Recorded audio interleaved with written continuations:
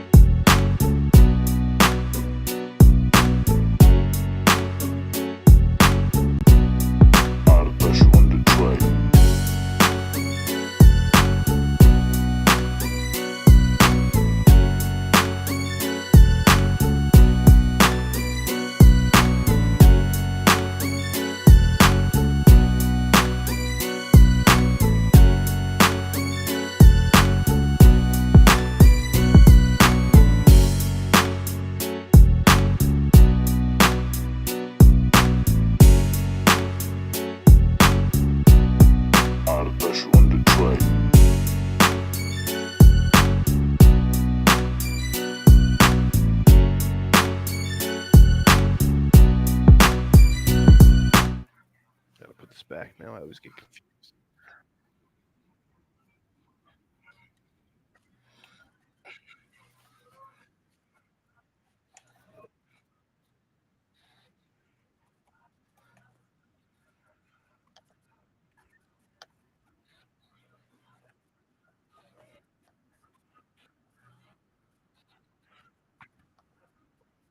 You, what's going on, Brandon? Man, I feel like we haven't recorded together in a long time, which is mainly my fault, but life. Yeah. I think that was that was definitely in a group chat. That was definitely in a group chat.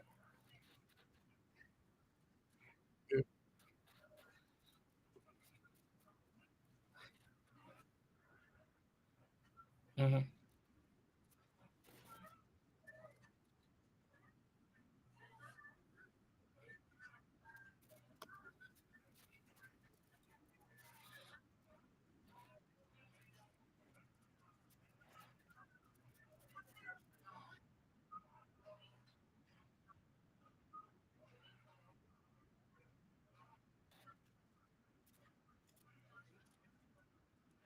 They'd be the biggest four words.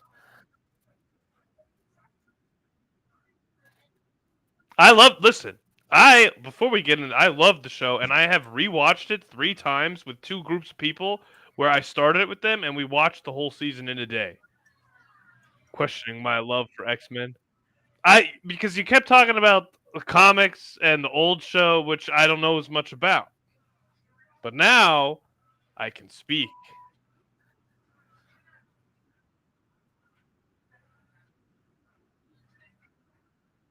Yeah, it's the High Republic.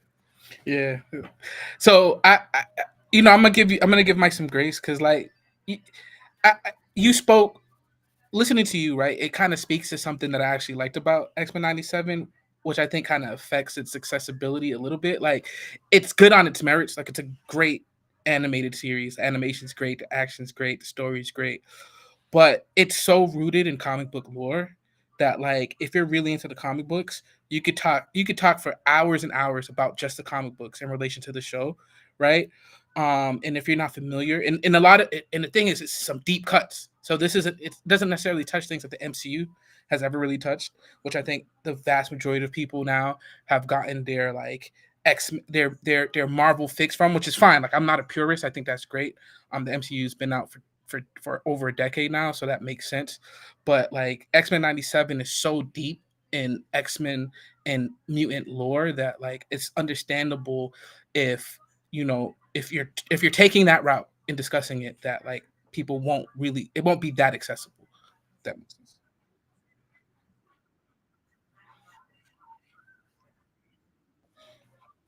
I've been thinking about reading Invincible because I keep seeing videos on YouTube, just like talking about it.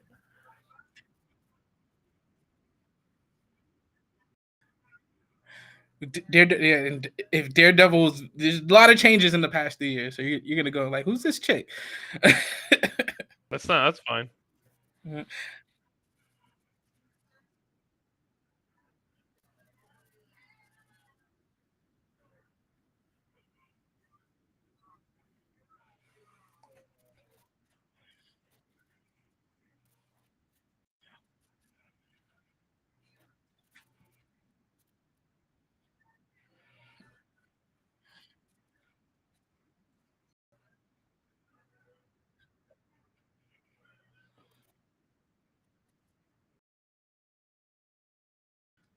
Jeez.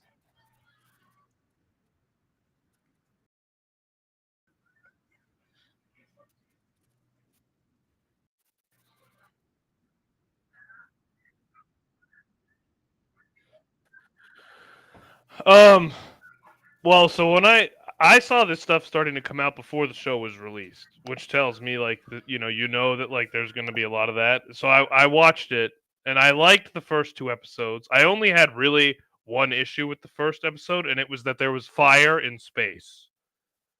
I can't tell you how many texts I got from people that were like, "Well, we got fire in space now. All right, that's cool." Now that seems like a trivial thing. I like.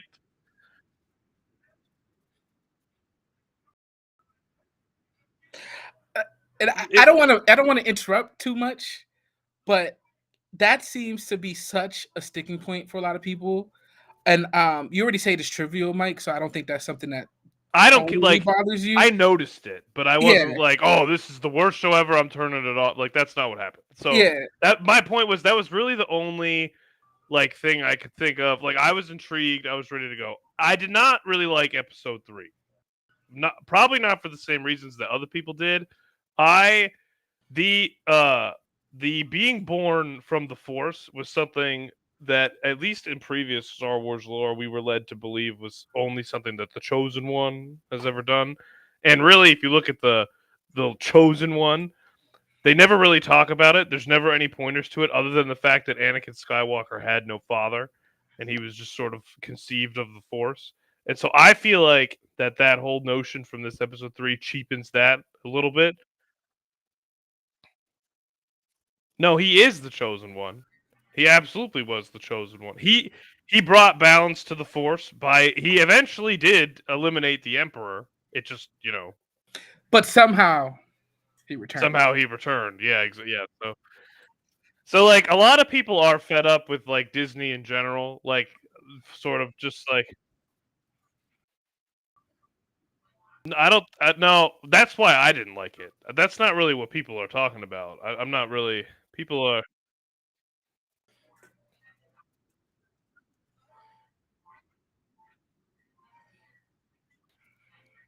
no, this is they're supposed to be like that during this time. If you look at well, so if well, sort of. I mean, if you think about it, right? Like the Jedi. So the way that the Star Wars timeline works, if you look at it in a view of like 500 to 1,000 years, it's like there's the Old Republic, which is the time before this, before the High Republic. The Old Republic, you got thousands and thousands of Jedi, thousands and thousands of. There were a lot more Sith.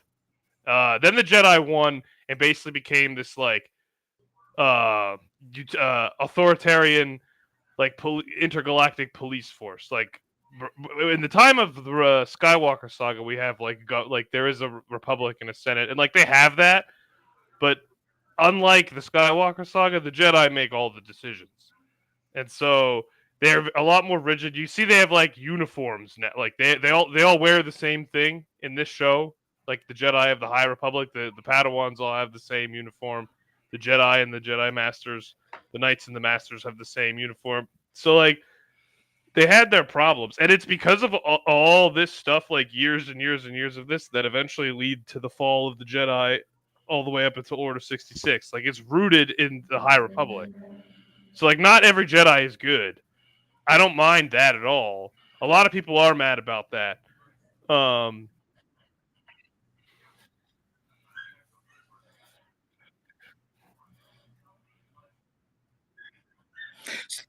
I think the people, aside from the people, I have to say that aside from the people who are mad about the show for like dumb reasons or like racism or whatever, I think that there are valid claims to like after so much we've got all the remember we talked to Heather Antos and we discussed the sequel trilogy and what it should have been and what it could have been and it could have and should have been so much better.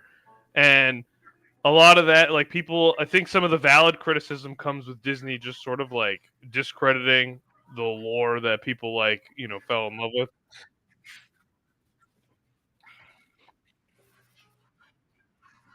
Oh wow. Mhm.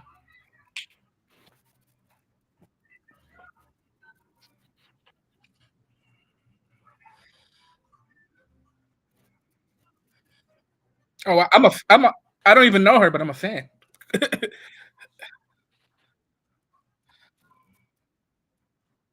Mhm. No, we did.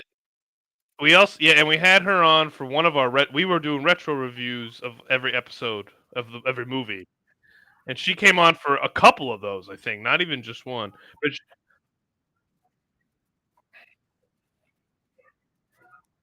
a good thing we didn't do those live Yeah. or on camera. It was audio. Mhm.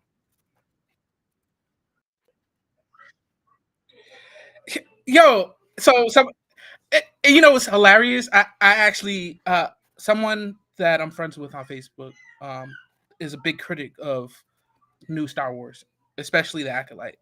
Um, like Mike, you said a lot of stuff. A lot of it I agree with. But I think that we come to different conclusions based on what you said, right? I could get into that later.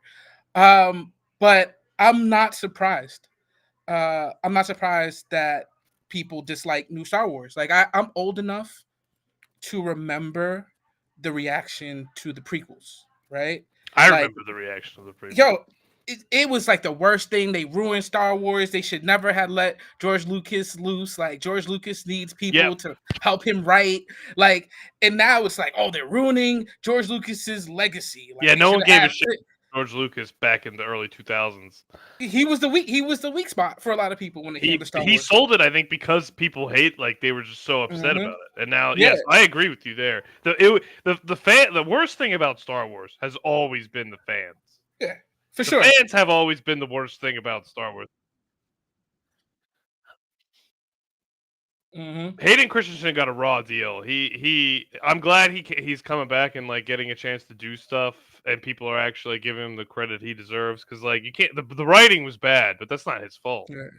And the fact that I think people are really it's so obvious nitpicking, right? To kind of make your argument true.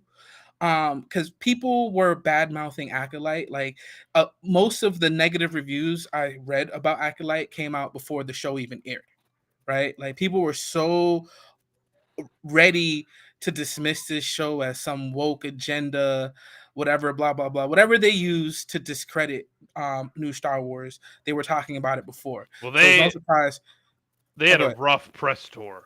Oh, it was That's bad. that's it. They had a horrible press tour, and Yeah, they like props to them for wanting to like take that on, but they were out there saying that that was pretty much their goal was to be yeah. like and that with the Star Wars community is always going to be something that's just going to like set you back. And then of course, I don't have as big of a problem with this because it comes down to writing ultimately, but then you have like all the actors making canonical mistakes about Mhm. the Star Wars universe in their interviews. So like it was just an overall bad press tour. It was terrible. Yeah, but I will say this: from what I've seen from the Acolyte so far, I like it, and I think part of that has to do with what Mike was talking about, the extended universe stuff. Like, there's a lot of backstory, even the sequels, the sequel trilogy that came out, right? Like, it really depended. It wasn't the strongest writing. There were, especially if you're coming in raw, or your only real avenue to Star Wars has been, the original trilogy and the prequels, right? Like, there's a lot of lore that's been created throughout the years within the extended universe, within the cartoons. You have um, Clone Wars, you have Rebels, you have many video games, and all those, since Disney took over, are canonical, and there's consequences to those stories, to the wider universe, that they hint at, right? And it kind of requires you, which again, this and I think this goes to valid criticisms, right? Like, why do I have to know everything about Star Wars to enjoy a Star Wars movie? But for someone like me, who's been, I've XR Khan was probably my favorite character in Star Wars since I was a kid, and that's someone that's never been in any of the movies or in the main stuff, right? Like, I've been following this stuff. I watch everything Star Wars. I read a lot of Star Wars stuff, comic books. So for me, it's just one part of a wider arcing story that it doesn't take away from Star Wars to me, because it's all one thing and it's very consistent, but it takes a lot of doing. It takes a big commitment. Yeah.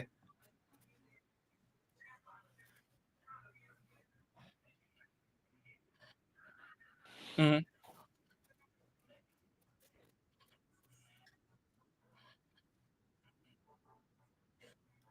Well, yeah.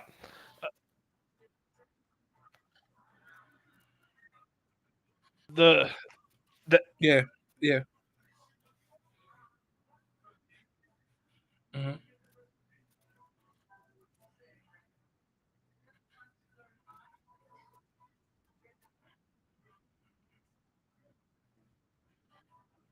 Hmm.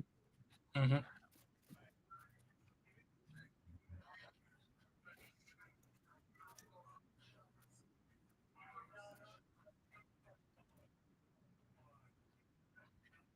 Hmm.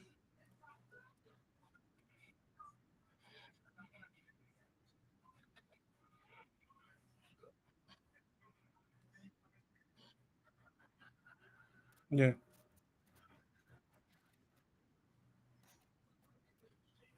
Or yep. Mhm.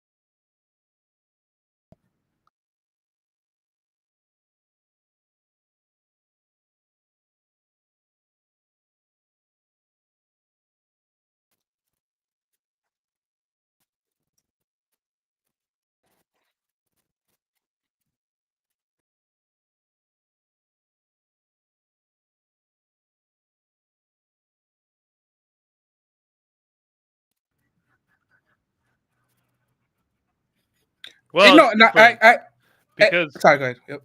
I was just gonna say like it's been around for 47 years, but it's all been about one part of a massive universe. So it's like Brandon and I have been saying on the show. Brandon and I have been saying that we want to see non-Skywalker saga content. So you couldn't just jump in and uh oh, I thought you guys froze. Wait, can you hear me? We can hear you, Mike. Your camera's just Oh, okay. I thought I got confused. I was just that's all I was gonna say. I'll fix it. I'll fix Mhm,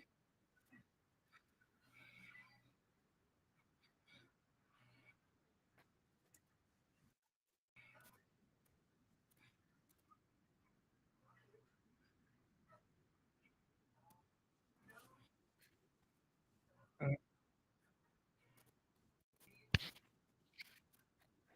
mhm,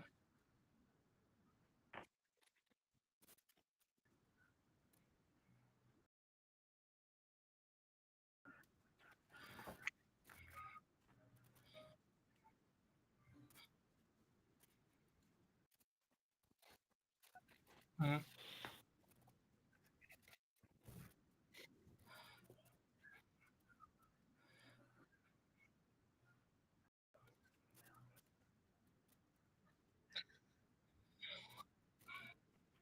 Well, I think some of those. I mean, I think there's only so many stories you can tell on Tatooine, right? Like, I hate um, Tatooine is my least favorite planet. Oh my god. you know, but again, there's a lot of lore. Damn. So I'll go to one point you made about like comic books resetting. So the Star Wars universe did reset. They did a big reset. Once Disney took over, uh, they ended up taking a lot of the old legacy extended universe stuff and removing that from canon, right? Yeah. And they built kind of a new history while using a lot of the old stuff to inspire some of their newer stories. So it's almost like it makes sense when you think about in history. Not every narrator of history is reliable, and that's kind of the approach they're taking. So like, um, just to answer that question, so they did do a reset, and that's the world we live in now when we talk about Star Wars. The thing that upsets me though is when you get into arguments with people because Brandon, I agree with you. Like if you say you love Star Wars, right, you should do some due diligence and like, kind of learn about the lore a little bit, right? Like I've been told I gatekeep by saying that, so I try to not say that. Yeah, but that's not what happens, right? What ends up happening is people get so upset, like this isn't my Star Wars. Like, why are witches in Star Wars? Like, the Force isn't magic, blah blah blah blah blah. But we've been told there's been really compelling stories in Star Wars lore about the witches of Dathomir, I was just gonna say right? that. Like, a lot of this stuff that people are complaining about that's new, quote unquote, new to Star Wars. isn't new. Like they're not really reinventing the wheel when it comes to these stories per se, right? They're taking stuff that, as like true Star Wars fans, people that again read the extended universe stuff, had all those books, played all the video games, the old Republic stuff. Like that stuff, like that's the stuff that we know about. I mean, if all your Star Wars knowledge revolves around the original trilogy, the prequels, and your hate for the sequel trilogy, then like of course a lot of this stuff is going to be new to you, right? But just don't tell us this isn't Star Wars. Don't tell us that they're spitting on the legacy of George Lucas. Just admit, like, yo, listen, I don't know everything about Star Wars, and I don't like it. It's okay to not like it, but it's okay to not like it, but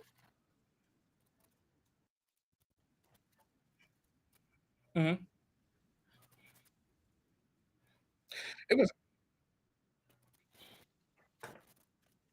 Yeah, there's a reason why they rebooted it. I didn't want to get too deep in the weeds, but again, like a lot what ended up happening, again, Star Wars, people are always talking about the purity of Star Wars, and Disney is this big business. They don't really care about it. Star Wars has George Lucas had like a hierarchy and goal with Star Wars. Like if you listen to some of his interviews and then you just look at the work, like he really admired old cinema, so he implemented a lot of like Japanese cinema. Like he was really a filmmaker trying to make a really like compelling story, right? But at the end of the day, Star Wars has always been a money making machine. It was always about franchising. It was always about licensing things, right? So what ended up happening is that so many people owned or had licenses to write about Star Wars, and they didn't have to communicate with each other. So you had a bunch of stories. You had thousands of stories, right, that contradicted themselves each other, that weren't canon, were canon. Like nobody really knew. It was like a big mess, and that was a big complaint that people had for decades when it came to Star Wars, right? And so what Disney ended up doing was like, all right, let's make a cohesive story. Let's take all these wild stories that don't really connect with each other and let's try to make a cohesive history, right? And I think that they've done it. They've done it. And if we look at again Clone Wars, we look at Rebels, we look at Andor, right? We look at a lot of things outside of the mainstream, right? You can't help but say that Disney did a great job. I can't really understand the brunt of the complaints, really, because there's so much good. There's so much good. A lot bad, but so much good.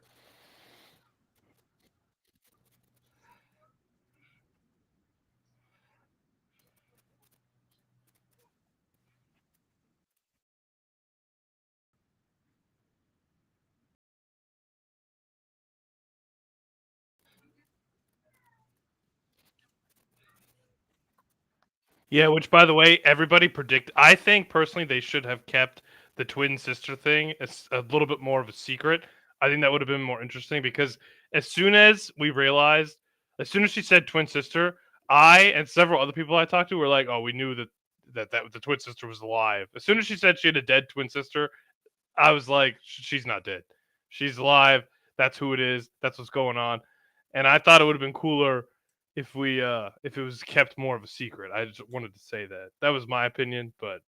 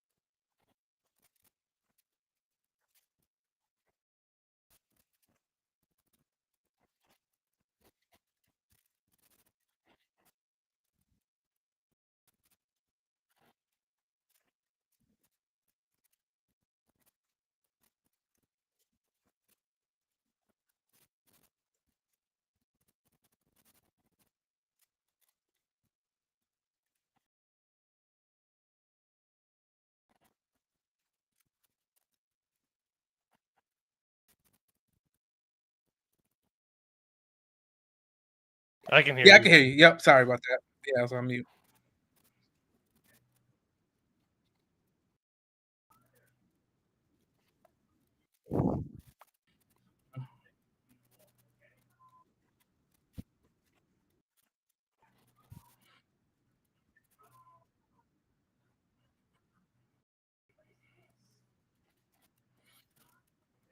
I agree. I thought that was that was too like if I was thinking to myself, all right, there's no way they're running with this because it would just be awful. So I think I agree with what you said. I also want to point out, and if anyone feels differently, they can correct me or step in. But you're telling me this show's 100 years before the flashback, a little bit earlier even. Technology has not changed in the Star Wars universe at all. Did anyone notice that?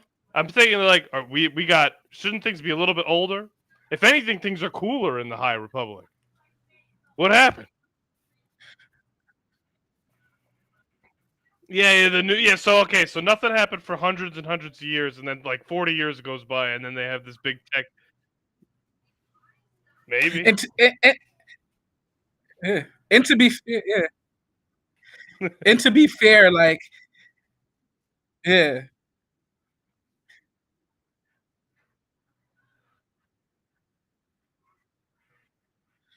and to be fair, right? Like most of the galaxy is like it seems in Star Wars like most of the galaxy is like still like agrarian, like you might have like a spaceship, like you might have a city center with like some place where spaceships can land, but it feels like most of the population, if you don't live in like Coruscant or something like that, you're still like living in the Dark Ages, and I feel like that's part of the problem as well, right? Like it speaks to it speaks to like the political intrigue. I think the Acolyte, like a lot of recent Star Wars stuff, like it's a metaphor for like real world stuff, like how politics and religion and dogma can really like affect the society, right? Like even people that want to do good things, like the Jedi, like presumably, right? They want to spread peace and preserve peace in the galaxy, but there's such a bloated and bit and giant bureaucracy that they don't see like all the bad things festering underneath their nose, like the poverty that's happening all around them, right? Like they're so high on their mountain that they don't see that. So like it makes that's the way I look at it. Again, like I don't expect everybody to take that type of approach when analyzing these shows, but it's something that Star Wars has always done. I was watching New Rockstars recently, and they did a breakdown on the show. I'm not going to go into their breakdown because that's what we do. I think we do it better. You guys do it better, but they did bring up a good point when they were talking to the writer, the creator of the show, and she was saying that she took a lot of inspiration from Rashomon, which is a Japanese samurai. Like it's a classic Japanese film. There's even like a concept behind it called the Rashomon effect, which states people seeing the same event but from different perspectives, and they have different stories, right? So it looks like say that again. Yeah. So I think you're spot on, and I think and that's kind of what bothered me a little bit about some of the early criticisms, like where they're not explaining enough. They're not. It's a mystery, right? Like yo, let it unfold. Like I don't. I feel again, it's nitpicking because they don't want to like it, so they're not giving it the grace that they would anything else, right? Like it's clearly a mystery. It's clearly things that they don't want us to know yet. Like And why would they kill? Why would they kill one of the main characters so early? Like there's flashbacks, right? Like there's things that we can learn about stuff. and and politics have always been a part of Star Wars. I mean, if you look at the even the prequel trilogy and the Clone Wars, which were both done by George Lucas and marketed to kids, have some of the most intense politics Hmm. like that. I'm not even sure I would have understood. Pretty sure when I first saw the Phantom Menace as a kid, I didn't realize that this Trade Federation blockade was political. Or even probably know what that meant. I probably just Hmm. saw a bunch of people with lightsabers and was like, "Oh, that's pretty cool." But like, I've been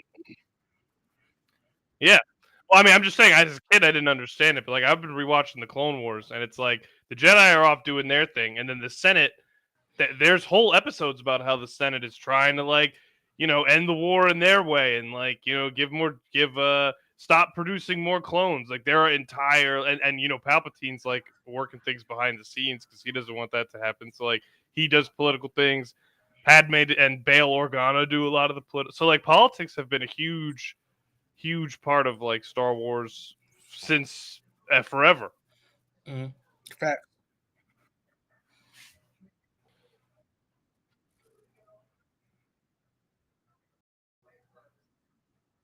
Zabrak,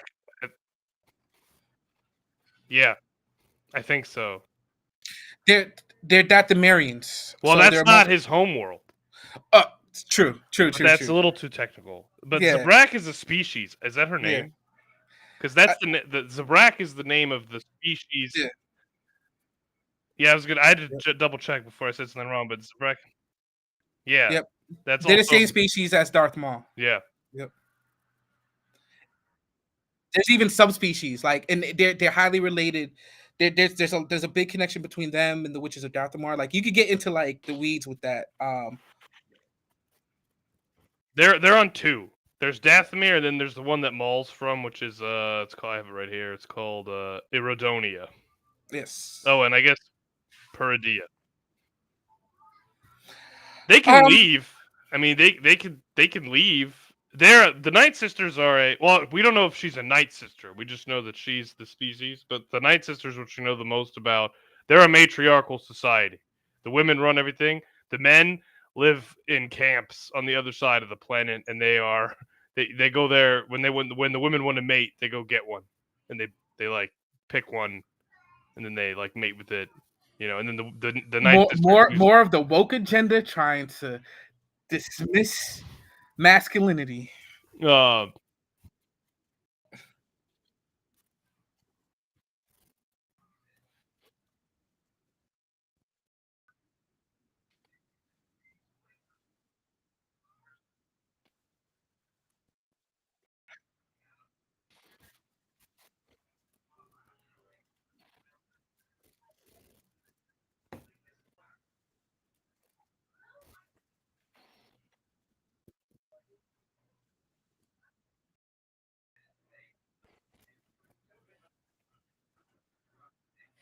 Um, I so their relationship's going to be very interesting because what we learned in the sequel trilogy, right? The Force sometimes creates what is it, dyads or something, where it's like two people that are connected through the Force and they become extremely powerful through that connection.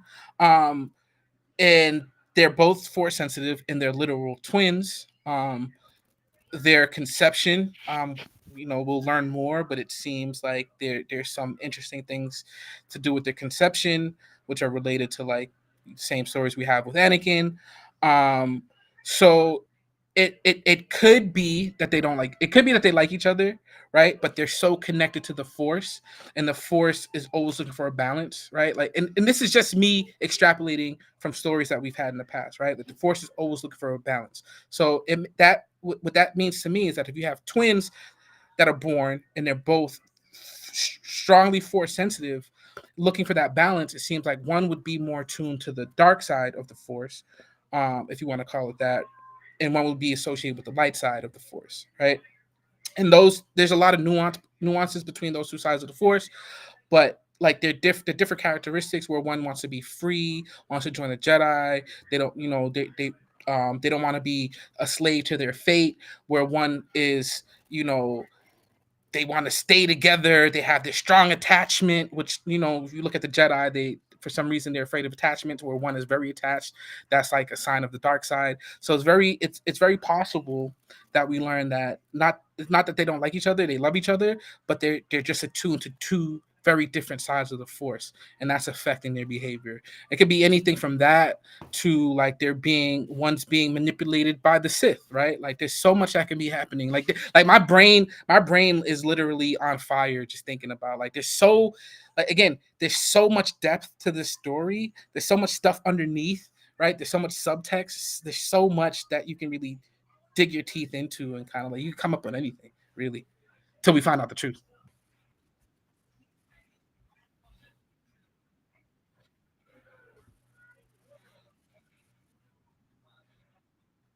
Ascension or something like that. So, yep. Hmm.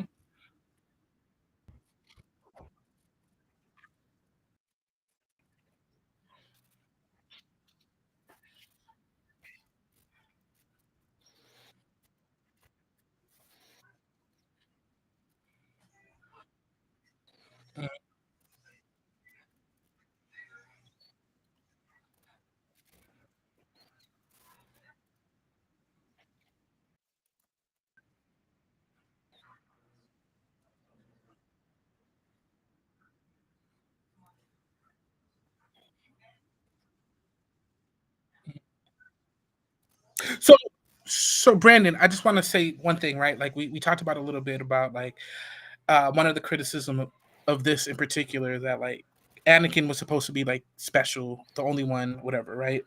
Um, what I've noticed a lot in Star Wars is that like just like in the real world, you have religious traditions or in stories that are like folklore that are associated with the truth, right? But at the end of the day, like the Force, it's not just like this magic force. There's like biology behind it. Like there's a lot of like scientific experiments. Like Darth Plagueis. I hope I'm saying his name right. Yeah. Who was Darth Sidious's Palpatine's um master, right? We know in lore that he was really he was obsessed with preserving his own life through the force, creating clones. I mean, the theory is that he's the one that actually created Anakin through the force, right? And we can actually be touching a story where we can see where the inspiration of that experimentation comes from. It's very possible that like these No, no, no. no, Plagueis. Plagueis could be around. like the timelines don't really like he would be. I mean, again with the dark side, we've seen people extend their He's also an lifespan. alien, so he could Yeah, live like Yoda's around. yeah, true. Yoda should definitely be around. Yeah. I don't know. I don't know if they'll show him because they don't probably want to connect. I imagine, but Yoda and Plagueis could be around. Yoda's definitely around. Yeah.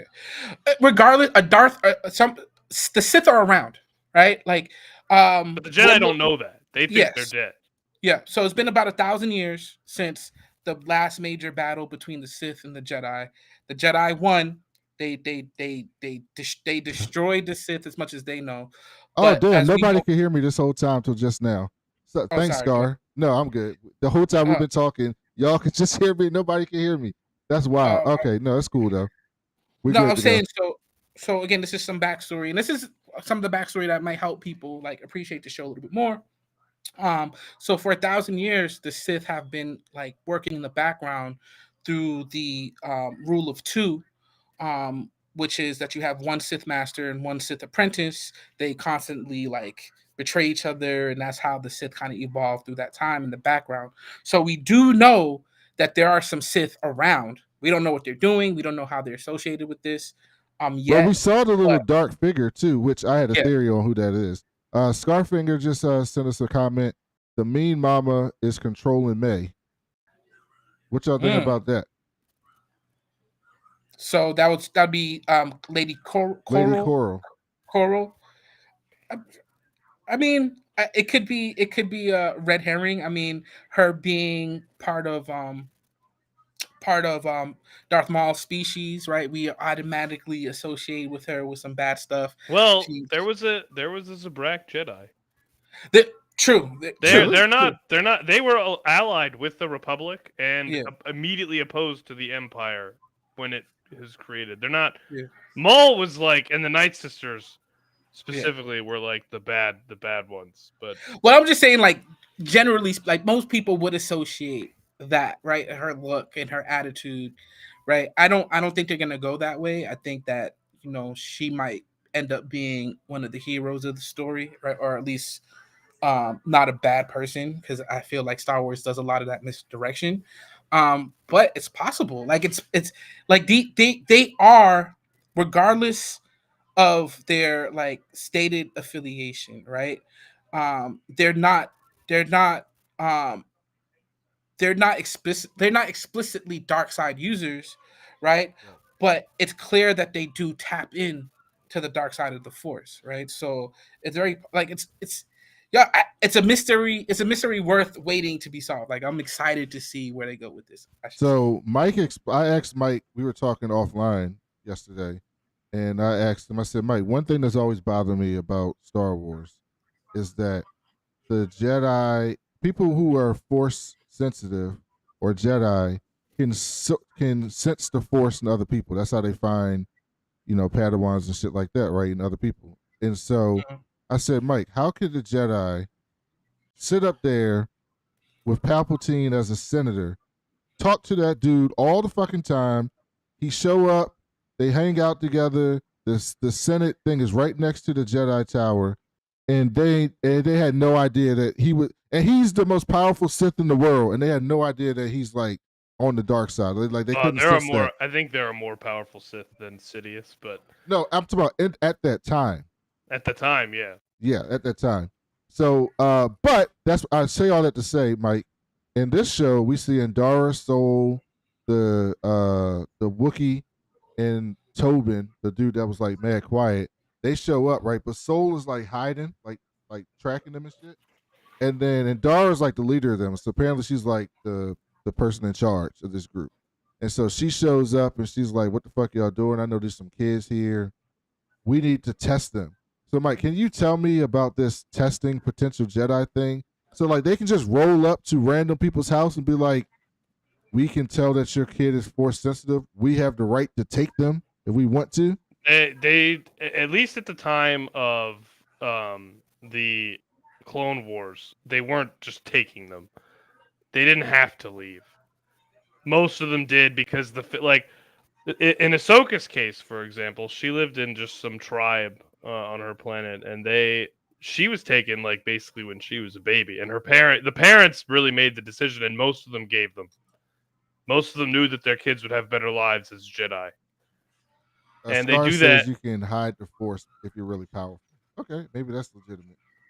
Well, and the Jedi Temple on Coruscant was built on top of the remains of a Sith temple, that's why Yoda. I told this to Brandon offline. That's why Yoda was always like clouded.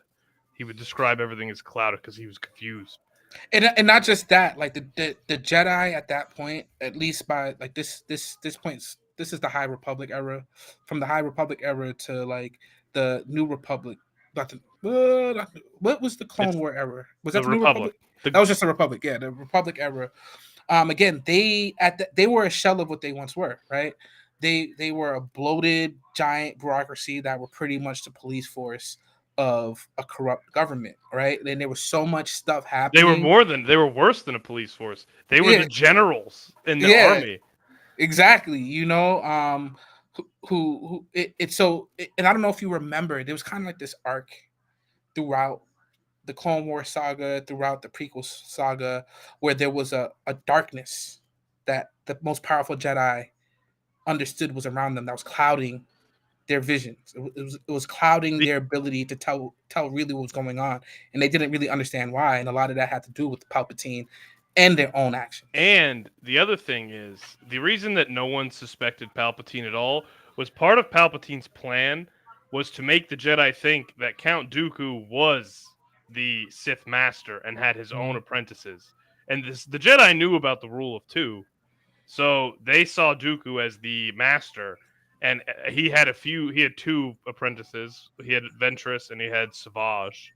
And so the Jedi looked at him and they were like, he's the guy we have to take out. Not realizing the entire time that Dooku was the apprentice and just a pawn in Palpatine's larger scheme. So, and that's why Qui-Gon Jinn was such a threat. Like they say, if Qui-Gon Jinn didn't die, like things would have turned out a lot differently, because he was almost like a true believer of like being properly aligned to the Force, right? Like he wasn't into all the politics. He rediscovered the ability to the immortality, like living on as a Force ghost. It was him, and he passed that information on to Yoda after he died during the Clone Wars, if you remember that arc. And then Yoda passes it on to Obi-Wan in Episode 3. I still don't know how Anakin got it, but because he was the chosen one. So, Mike, my question is, you say that the parents gave away Ahsoka and other people, but in this show, The Jedi just rolled up and was like, the parents did not want them to be tested, did not want to give them away, and they were like, no, they basically said we decide who gets to use the Force and who don't, and how you do it, and they gonna test for us, like it's a law. But it makes sense. Sorry, it's just like that's almost like, and again, it's complexity, right? Like you could an analogous to the world that we live in today, right? There's a bunch of fake news, or I wouldn't even call it fake news, but there's a lot of, like, there's the truth and there's what you hear on social media, right? Like the Jedi definitely had their issues, but they weren't some tyrannical force just taking babies from people. But I guarantee you that was a rumor, right? And in that rumor, like to me. The other thing is too that the Sith were doing it too. And so, like, the Jedi are like, all right, what do we do? Do we leave these people here, risk the Sith coming in and taking them and training them? Exactly. And then you got to understand, like, even though it was 1,000 years, right? Like, the Sith at their most powerful do some pretty evil stuff, bro. Like these, like the stories that these Jedi probably heard about Force users being pulled into the dark side and what they're capable of doing, right, to the galaxy, will scare the crap out of anybody. So Javi's right. They sort of don't have. There was a Sith in the Old Republic who killed an entire planet by feeding off of every life form's energy on that planet using just the Force, just by himself. He killed a whole planet. And it wasn't easy deaths. Like, he was feeding off their, like, agony. Like this is some like, you had Sith lords that, like, blew up whole suns. Like, stars. One Sith Lord. The damage that one Sith Master could do was like absolutely just totally devastating. And so like, are there better ways to go about it? Yeah, but the Jedi have to, like, the Jedi can't even risk one Sith Master. They have to do everything they can to snuff out every mention or appearance. He said the Jedi are the CPS. They just roll up. That's what it felt like. That's what it felt like. You not treat these kids well. We finna take your kids. But even remember, Osha left. So she's not. You're not, like, you can't use the Force anymore. Like, you're not. It's breaking the law, or whatever. But like, it's not like they're keeping people prisoners. Like, I mean, when they get old enough to leave, if I come take you at 4 years old, wasn't the whole thing with Anakin was that he was too old at like 8? They were like, "No, you 8. You too old to come join us." Because he's already developed. The reason they take him as kids is because they don't want them to develop attachments. Anakin already had an attachment to his mom. One of the big pillars of his eventual fall to the dark side. So like, that's why you got to take them when they're kids. But it's also like, think about it. Like, so they trying to tell me if I love my mama, I'm gonna be a bad person. Think about it. And you trying to tell me these people are good people? No, that's exactly what they will tell you. And again, like, it's complex. We learn later on, along with the Jedi that survived, that wasn't necessarily that was a mistake. Yoda and Luke and Yoda admit that later. But like, and the other thing is too, think about it like this. It's like, what do we tell people who, like, want to buy weapons, that you need to go get education on how to use the weapon? You know, these people are born with weapons. You know, and when you're not, you know, like, so that makes them dangerous. Me, before we move on, if I'm in the Star Wars world, right, and I'm Force sensitive, I can't just decide to go be in the NBA and use my Force to shoot like 70% to be the best shooter of all time. I mean, I can't just decide to do that. If I get the Force, I gotta go fight. No, so it ends up happening like that. I don't know if you like this answer, but I feel like this has been answered. So yes, you would have a choice not to join the Jedi. You might not have much of a choice not to join the Sith if they find you. It might be like, join us or die. They'll just torture you until you're angry enough to use your power. Yeah, like kill all your family or something like that. So the Sith are Red Lanterns, essentially. The Sith will exploit your emotions. They will go. Palpatine kidnapped Maul as a baby. Like, he just took him from his family and tortured him for years. The Inquisitors, all fallen Jedi. And he didn't want any more Sith running around. But when Vader and Palpatine wanted a bunch of Inquisitors to go hunt remaining Jedi, they torture them physically. I feel like Inquisitors brutally. Is them breaking their own rule. Like, all right, we're not going to break the rules, so we're just going to call them. We ain't going to call them Sith. We're going to call them Inquisitors.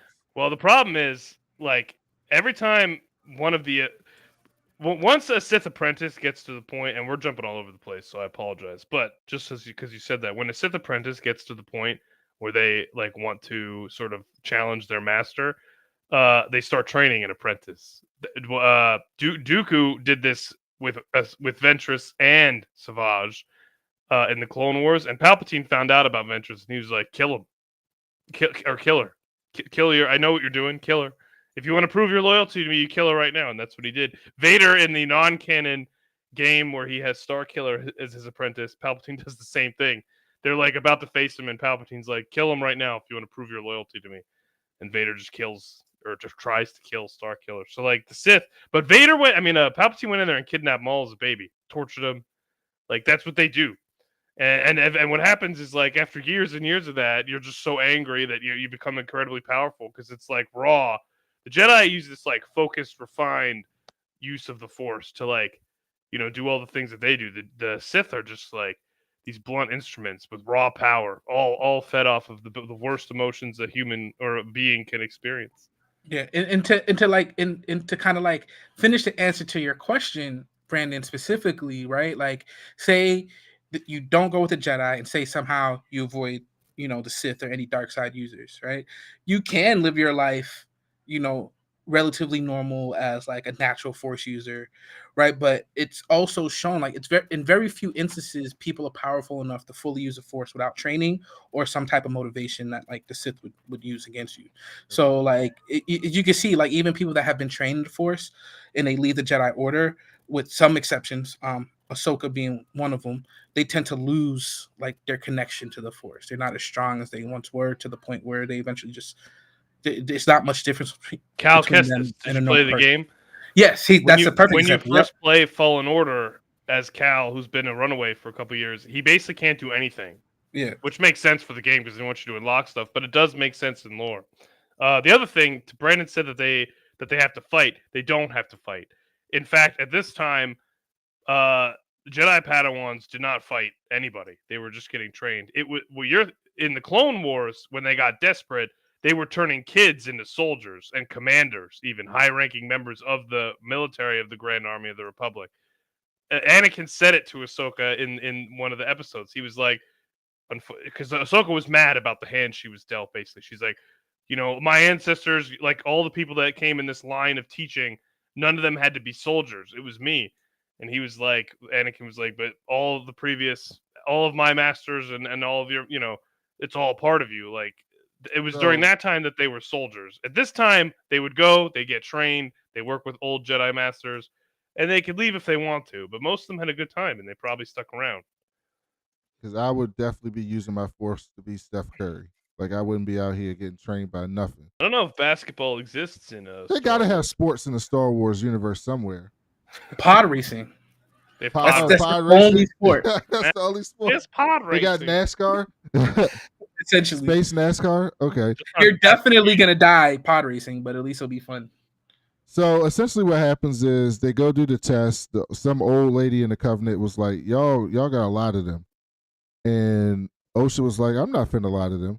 And May's like, you got to do it. And then she started lying. And the Jedi was like, man, you bullshitting. Why are you lying to us? And so essentially Osha comes back and was like, no, I want to be a Jedi. I don't want to be a witch. This ain't for me. And they seem to be against it. But her mama was like, you know what? I understand. Like, her mama wasn't that bad. She was like, I understand. And then Mae was, because I'm speeding up a little bit so we can get to the end, to the good stuff. So that Mae was basically salty about it and locked her in the room and was like, I ain't going to let you go if I got to kill you to stop you. And she takes like a lantern, lights the shit on fire, then lights the door on fire, and we see getting it lit. So, Javi, at this point, what were you thinking about the story they were telling? That's when I was the most disappointed in the Jedi, and I totally agree with you. Like the Jedi CPS order, because it wasn't, again, everything we said about like the risk of having like an unchecked Force user out there in the world, where like the Sith could come and turn them into like a weapon of mass destruction. Like that clearly wasn't the case in this situation. Like they clearly were being watched over people that cared about them.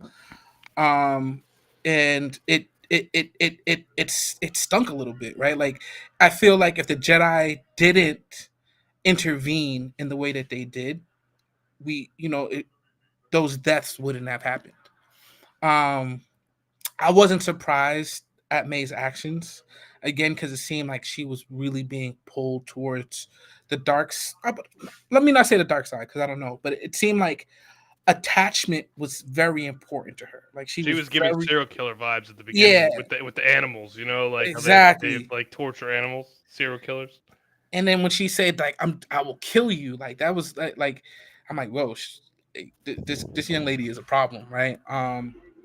But It was what makes me wonder if any of that is what happened actually, because why the fuck were they apologizing? Why was Tobin apologizing to May? Remember when she went to talk to the dude that was floating, and he was like, "I apologize, like I'm sorry." We knew what we were doing. Yeah, I regret what we're doing. Like, look, what we saw this episode, he had nothing to apologize for. They better, because if this is the reason, then it's stupid. But it's clearly we're clearly missing a lot of context, Yeah, right? Like there's a lot of things that we saw in that scene and in the subsequent scenes after that weren't explained. There was a bunch of witches like passed out or dead on the ground. Mm-hmm. There was a large explosion that happened that I don't know if we can necessarily say May did that, right? Like there could be a lot of stuff that's happening.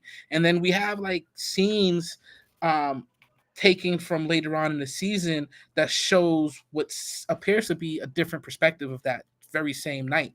So, and again, I'm using Rashomon, like the creator of the show said that Rashomon it was a very strong influence on her storytelling for this. So if that's the case, we are going to see these events happening from multiple perspectives. So there's a lot of pieces missing from the puzzle. And I would be surprised and highly disappointed. You can count me among the people that will hate this show, as Mike said, if they don't go ahead and start filling in those puzzle pieces. I agree. I don't hate. I don't mind. Like I'm not like obsessed with the show. It's like fine. But I think there's a long way to go. So I'm like I still find I am a little skeptical. I still find things about the sequel trilogy that I can't believe I didn't catch the first time around, like how a Sith dagger, thousands of years old, fits into the Death Star to open a secret door. I saw a reel about that the other day. I was like, oh, how did I not realize that was just awful? Well, I do want, if we do get a chance, right? I do want to give my explanation about the fire in space, right? Well, not my explanation. No, because we're almost done. Because I know you ready to go watch your Celtics, Mr. Boston. You already know, bro. So, what's your explanation for the fire in space? Well, it's not really an explanation. It's like it's the Death Star blew up into a fireball, right? Yes. We've been seeing TIE fighters. We've been seeing TIE fighters blow up into fireballs. Yes, that's what I was saying. Like it's been happening for years, right? But now they mad. Well, and then I'll say I'll say like, okay, the fire, like that was kind of, but even my wife, she was watching it with me and she was like, wait, there's fire in space? And my explanation to that was like, listen, it's Star Wars. Sometimes a plot supersedes reality, right? And not only that, like right after that exact scene with the fire, you see a space shuttle pass by in space and you hear the engines. You're not supposed to hear anything in space, right? Like that is not air burning. That's like fuel being burned. When TIE fighters explode, that's like fuel and like just like how rocket ships go into space. But we hear the explosions, right? Yeah, but this was just like a regular old. It looked like a campfire on the wing or whatever. Like it wasn't there. If you're at a point where your your fuel is caught fire, you're just dead already. I mean, they got shields and stuff, obviously, but like it didn't look like the right kind. Like you can have an explosive combustion in space that produce flame, but you're not gonna be able to light a campfire up there or have something. Why are we assuming that these are not gases or fuels that cause that fire? I mean, it didn't look like it was like they said what it was. It was like a hangar door or something. I forget. Well, I'll say this. I'll explain it like I explained to somebody else. Like if you want, not to you, Mike, because again, if you don't like it because of that, that's fine. Like, no, I mean, look, expand. I just remembered knowing that we were going to talk about it that I had to bring it up. But Yeah. I didn't really lose at any points because I know for a fact I can go through the original and the prequel trilogy and find a bunch of stuff like that. Oh, for sure. So like, And I'm not gonna be unfair. Like, you know, and it's not, and this isn't to, and I want to say that because it's not towards you, Mike, because I feel like you're honest. Like, again, like this, it's not, you're not nitpicking. You're like, oh, the show sucks because of the fire, right? But for the people that are doing that, watch The Expanse. Stay away from Star Wars. Stay away from any sci-fi that's not. Watch The Expanse. Watch Battle, like the new Battlestar Galactica. Like, you know, stay away from fantasy sci-fi. Go to like hard, like you and Neil deGrasse Tyson can go and like be mad about the rotation of a planet being wrong, right? Like that's fine. I'm watching a show about space monks that can levitate stuff with their brains. Like I don't care. So then, so then they show the Jedi say they Mae and Osha meet on like this bridge. The bridge collapses. Soul saves Osha, and then runs and gets her out of the temple or whatever they're at. That's when we see all the dead witches and shit. And we're left. That's why Osha believes that Mae is dead. And then we see Mae at the end outside, like what the fuck happened, which which leads to Scar's opinion that she might have been controlled because at the end she looked like what the fuck happened. Like she's completely like her face was like I don't know. Well, how am I here? Like what happened? Like she don't know everything that happened. So it's possible that someone was forcing her to do those things. And then that was the end of the episode. Yeah. Mike, what are you looking forward to episode 4? I'm just enjoying world building. That's I think the most fun, and what this show has the biggest potential to do. So I just want to like I got an open mind for this. Like I'm just waiting for, you know, to see like how they continue to flesh out, you know, new space. Javi, what about you? Same. I'm always excited to see how like these individual stories connect to like the wider themes in Star Wars, which they tend to do. This has been billed as like a prequel to the Clone Wars era, so I'm hoping that we get a lot of answers to questions we've had for like since the '90s at this point. And I'm excited to see this mystery unfold and resolve itself. And I'm hoping for. I mean, I doubt it's gonna happen, but I've always wanted to see Darth Plagueis in like live action. Like, I don't think that's gonna happen, but I'm excited to see him because he's probably the most influential person we haven't seen yet. When it comes to like the Skywalker saga, he's really the person that kind of started everything. So hopefully we get to see some of that. And yeah, so just excited, just in general. I love the show. Well, Javi, thank you for coming on such short notice. We got to get you back on soon. I love talking to you, my brother. Mike, Yeah, same. I hope you like this show more because I know how much you like Star Wars. So I expected to get it. I'm enjoying it, but I'm not a Star Wars nerd. So I'm enjoying. I've just been wanting to see something that didn't have shit to do with the Skywalkers. So I better not see uh, Jace Skywalker, the great granddaddy of Anakin, show up. Like I'm not trying to see that. So give me a story with some new characters, and I'm into it. So I'm excited about that. But we will be back next week. I'll be in Austin, but I think we can do this next week. We'll be back next week for episode 4 of The Acolyte. Javi, before we get out, you want to tell people where they can find you?